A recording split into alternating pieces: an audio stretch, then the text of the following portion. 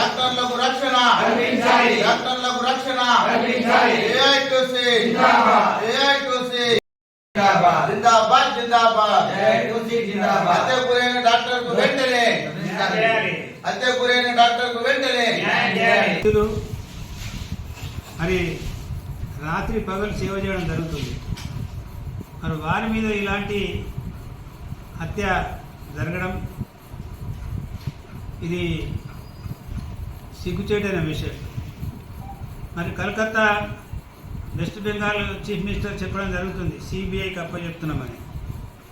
సిబిఐకి అప్పచెప్పడంతో సహా ఆ దోషిని వెంటనే పట్టుకోవాల్సిన అవసరం ఉన్నది, వాడికి ఉరి శిక్ష ఇవ్వాల్సిన అవసరం ఉన్నది.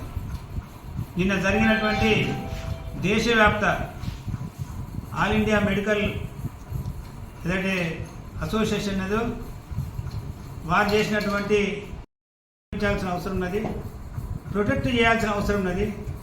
మరి దానికి ప్రభుత్వాలు బాధ్యత తీసుకొని అదేవిధంగా హాస్పిటల్స్ అధికారులు కూడా దానికి ఒక టీంని అంటే ఈ విధమైనటువంటి సంఘటన జరగకుండా ఒక టీంని ఇది చేయాల్సిన అవసరం కూడా ఉన్నది.